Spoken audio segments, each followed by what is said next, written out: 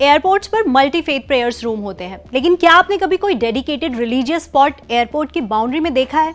सवाल दरअसल ये नहीं है कि देखा है या नहीं, सवाल ये है कि क्या कोई मस्जिद, कोई मंदिर, चर्च या गुरुद्वारा, कोई भी धार्मिक स्थल एयरपोर्ट के ऑपरेशनल एरिया में हो सकता है? जवाब है नहीं। और इसलिए कोलकाता के नेताजी सुभाष चंद्र बोस इंटरनेशनल एयरपोर्ट के ऑपरेशनल एरिया में मौजूद 136 साल पुरानी बांकरा मस्जिद, जिसे गौरीपुर जामा मस्जिद के नाम से भी जाना जाता है, इन दिनों चर्चा में है। एयरपोर्ट अथॉरिटी एयरपोर्ट के मॉडर्नाइजेशन प्रोजेक्ट के तहत इस ऐतिहासिक मस्जिद को रिलोकेट करने का प्रस्ताव लेकर आई है।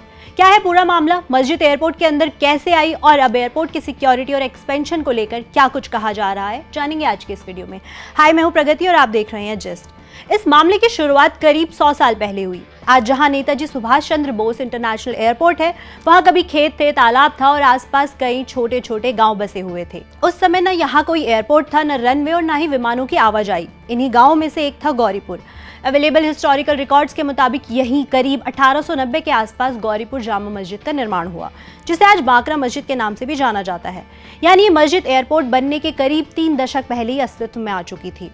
इसके बाद यहाँ 1924 में दमदम एरोड्रोम की शुरुआत हुई। शुरुआती दौर में ये एक छोटा सा एयरफील्ड था, जहाँ सीमित संख्या में विमान उड़ान भरते और उतरते थे। लेकिन आज़ादी के बाद भारत में सिविल एविएशन तेजी से बढ़ी, यात्रियों की संख्या बढ़ने लगी, बड़े एयरक्राफ्ट आने लगे और पुराने एयरफील्ड को एक आधुनिक एयरपोर्ट में बदलने की जरूरत महसूस हुई। इसी के साथ एयरपोर्ट का विस्तार भी शुरू हुआ। 1950 और 1960 के दशक में नई रनवे बनाई गई, टैक्सीवे विकसित किए गए, टर्मिनल का विस्तार हुआ और इन सब के लिए आसपास की बड़ी मात्रा में जमीन का अधिग्रहण किया गया। धीरे धीरे एयरपोर्ट का दायरा बढ़ता गया और उसके भीतर आसपास के कई गांवों की जमीन शामिल होती चली गई। गौरीपुर जामा मस्जिद भी उन्हीं पुरानी संरचनाओं में से एक थी, जो एयरपोर्ट के विस्तार के बाद उसके ऑपरेशनल एरिया के अंदर आ गई। यही वजह है कि इतने सालों तक ये मस्जिद वहीं मौजूद रही। अब यहाँ एक और बात समझना जरूरी है, जब सरकार किसी बड़े पब्लिक प्रोजेक्ट जैसे एयरपोर्ट, हाईवे या रेलवे के लिए जमीन का अधिग्रहण करती है, तो वहाँ पहले से मौजूद हर निर्माण को तुरंत नहीं हटाया जाता। अगर उस जमीन पर कोई धार्मिक स्थल, ऐतिहासिक इमारत या सामाजिक महत्व का ढांचा मौजूद हो, तो सरकार आमतौर पर कानूनी प्रक्रिया अपनाती है। स्थानीय लोगों से बातचीत होती है, विकल्पों पर विचार किया जाता है और कई मामलों में सालों तक मौजूदा व्यवस्था बनी रहती है। गौरीपुर जामा मस्जिद के साथ भी कुछ ऐसा ही हुआ। एयरपोर्ट का विस्तार होता रहा, लेकिन मस्जिद अपनी जगह बनी रही। कई दशकों तक यहाँ नियमित रूप से नमाज भी अदा की जाती रही। हालांकि क्योंकि मस्जिद एयरपोर्ट के सुरक्षित इलाके में थी, इसलिए यहाँ आने वाले लोगों के लिए एक विशेष सिक्योरिटी प्रोसेस लागू था। मस्जिद में जाने वाले लोगों की पहचान की जांच की जाती थी और उसके बाद तय रास्ते से ही उन्हें अंदर जाने की अनुमति मिलती थी। यानी कोई भी व्यक्ति सीधे एयरपोर्ट के भीतर जाकर मस्जिद तक नहीं पहुंच सकता था। कई सालों तक ऐसा ही होता रहा, लेकिन पिछले कुछ समय में हालात बदलने लगे।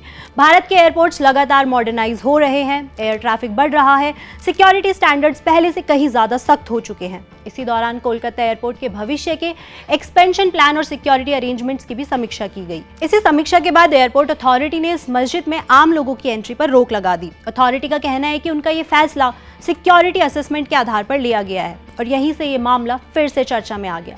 अब सवाल सिर्फ एक मस्जिद का नहीं है, एयरपोर्ट अथॉरिटी आखिर किस सुरक्षा खतरे की बात कर रही है? क्या ये मामला केवल सिक्योरिटी का है या फिर एविएशन सेफ्टी और एयरपोर्ट एक्सपेंशन भी इसके पीछे बड़ी वजह है? आइए अब इसे विस्तार से समझते हैं। एयरपोर्ट अथॉरिटी इस पूरे मामले की 2 बड़ी वजहें बता रही है। पहली, एयरपोर्ट सिक्योरिटी और दूसरी, एविएशन सेफ्टी। पहले सिक्योरिटी की बात करते हैं। हर एयरपोर्ट को ब्रॉडली 2 हिस्सों में बांटा जाता है। पहला, लैंड साइड, जहां यात्री और आम लोग आते जाते हैं, जैसे terminal, building, check in area और अराइवल हॉल। दूसरा हिस्सा होता है एयर साइड या ऑपरेशनल एरिया। यही runway, taxiway, aircraft parking bay और नेविगेशन सिस्टम्स मौजूद होते हैं। यही एयरपोर्ट का सबसे संवेदनशील हिस्सा भी माना जाता है। इस इलाके में सिर्फ airport staff, airline crew, CISF personal, air traffic controllers और दूसरे ऑथराइज्ड पर्सनल को ही जाने की अनुमति होती है। लेकिन गौरीपुर जामा मस्जिद इसी ऑपरेशनल एरिया के अंदर मौजूद है। एयरपोर्ट अथॉरिटी का कहना है कि बदलते सिक्योरिटी स्टैंडर्ड्स को देखते हुए अब इस व्यवस्था को जारी रखना आसान नहीं है। दरअसल दुनिया भर में एयरपोर्ट की सिक्योरिटी लगातार सख्त हो रही है। भारत में bureau of civil aviation security यानी BCAS एयरपोर्ट सुरक्षा से जुड़े नियम तय करता है, जबकि एयरपोर्ट परिसर की सुरक्षा की जिम्मेदारी CISF की होती है। इन एजेंसीज का काम सिर्फ किसी घटना के बाद कार्रवाई करना नहीं, बल्कि पोटेंशियल सिक्योरिटी रिस्क की पहचान कर उन्हें पहले से कम करना भी होता है। इसी के तहत समय समय पर एयरपोर्ट्स की सिक्योरिटी रिव्यू की जाती है। एयरपोर्ट अथॉरिटी का कहना है कि हालिया सिक्योरिटी असेसमेंट में ऑपरेशनल एरिया के भीतर नियमित पब्लिक एक्सेस को लेकर चिंता जताई गई। इसी वजह से मस्जिद में आम लोगों की एंट्री रोकने का फैसला लिया गया। एयरपोर्ट अथॉरिटी ने दूसरी बड़ी वजह एविएशन सेफ्टी बताई। रिपोर्ट्स के मुताबिक ये मस्जिद एयरपोर्ट की सेकेंडरी रनवे से करीब 165 मीटर की दूरी पर स्थित है। एविएशन के हिसाब से दूरी काफी कम मानी जाती है, क्योंकि रनवे सिर्फ वो जगह नहीं होती जहां विमान उतरता या उड़ान भरता है। उसके आसपास का पूरा इलाका भी बेहद संवेदनशील होता है। वहां निर्माण, हर गतिविधि और हर आवाजाही तय नियमों के तहत होती है। एयरपोर्ट अथॉरिटी का कहना है कि मस्जिद की मौजूदा लोकेशन भविष्य में रनवे से जुड़े डेवलपमेंट प्रोजेक्ट्स को प्रभावित कर सकती है। इन योजनाओं में रनवे अपग्रेडेशन, नई टैक्सीवे का विकास और नेविगेशन सिस्टम्स को बेहतर बनाना शामिल है। नेविगेशन सिस्टम्स वो तकनीकी उपकरण होते हैं जिनकी मदद से पायलट खराब मौसम, घने कोहरे या लो विजिबिलिटी के दौरान भी विमान को सुरक्षित तरीके से लैंडिंग और टेक ऑफ करा पाते हैं। एयरपोर्ट अथॉरिटी का तर्क है कि अगर एयरपोर्ट को भविष्य की ज़रूरतों के हिसाब से विकसित करना है तो ऑपरेशनल एरिया के भीतर मौजूद परमानेंट स्ट्रक्चर्स एयरपोर्ट के एक्सपेंशन प्लान को प्रभावित कर सकते हैं। यहीं से रीलोकेशन का प्रस्ताव आता है। लेकिन सोशल मीडिया पर कई तरह के दावे भी चल रहे हैं, जिनमें धार्मिक भावनाओं को आहत करने या भड़काने जैसी कुछ अफवाहें भी हैं। ध्यान देने वाली बात यह है कि अभी तक एयरपोर्ट अथॉरिटी ने मस्जिद को गिराने की कोई आधिकारिक घोषणा नहीं की है। इस पूरे मामले में अभी तक रीलोकेशन यानी स्थानांतरित करने की ही बात चल रही है। मीडिया रिपोर्ट्स के मुताबिक इस मुद्दे पर एयरपोर्ट अथॉरिटी और मस्जिद कमेटी के बीच पहले भी बातचीत हो चुकी है। हालांकि अब तक किसी अंतिम समझौते की आधिकारिक जानकारी नहीं आई है। कुछ रिपोर्ट्स में दावा किया गया है कि एयरपोर्ट एक्सपेंशन की योजना के तहत सिर्फ मस्जिद ही नहीं बल्कि परिसर के पास मौजूद एक मंदिर को भी दूसरी जगह स्थापित करने का प्रस्ताव दिया गया है। हालांकि मंदिर एयरपोर्ट परिसर के बाहर है। इन दोनों मामलों की प्रक्रिया अलग अलग चल रही है और किसी भी धार्मिक स्थल को लेकर अंतिम फैसला संबंधित पक्षों से बातचीत और कानूनी प्रक्रिया पूरी होने के बाद ही लिया जा सकता है। एक तरफ देश के सबसे बिजी एयरपोर्ट्स में से एक को भविष्य की जरूरतों के हिसाब से विकसित करने की चुनौती है। दूसरी तरफ करीब 136 साल पुरानी एक धार्मिक और ऐतिहासिक संरचना है जिससे स्थानीय लोगों की आस्था जुड़ी हुई है। यानी ये विवाद सिर्फ जमीन का नहीं है बल्कि heritage, religious freedom, public safety और इंफ्रास्ट्रक्चर डेवलपमेंट, इन चारों के बीच संतुलन बनाने का भी है। लेकिन ऐसे मामलों में कानून क्या कहता है? क्या सरकार किसी पुराने धार्मिक स्थल को सिर्फ इसलिए हटा सकती है क्योंकि वहां कोई बड़ा पब्लिक प्रोजेक्ट बन रहा है? दरअसल भारत में किसी भी धार्मिक स्थल को हटाने या दूसरी जगह स्थानांतरित करने के लिए सिर्फ प्रशासनिक फैसला काफी नहीं होता। अगर वो जमीन सरकार के किसी प्रोजेक्ट के लिए जरूरी है तो पूरी कानूनी प्रक्रिया अपनानी पड़ती है। संबंधित पक्षों से बातचीत होती है, जमीन अधिग्रहण से जुड़े नियम लागू होते हैं और कई मामलों में अदालतों की भी भूमिका होती है। इसी वजह से गौरीपुर जामा मस्जिद के मामले में भी एयरपोर्ट अथॉरिटी और मस्जिद कमेटी के बीच बातचीत चलती रही है। यहाँ एक और कानून का जिक्र करना भी जरूरी है। 1991 में places of worship special provision act बनाया गया था। इस कानून का मकसद 15 अगस्त 1947 को देश में धार्मिक स्थलों की जो स्थिति थी उसे बनाए रखना और उनके धार्मिक स्वरूप में बदलाव को रोकना है। हालांकि इस मामले में उस कानून की चर्चा इसलिए कम रही क्योंकि यहाँ विवाद मस्जिद के धार्मिक स्वरूप को बदलने का नहीं बल्कि एयरपोर्ट एक्सपेंशन और उसके संभावित रीलोकेशन का है।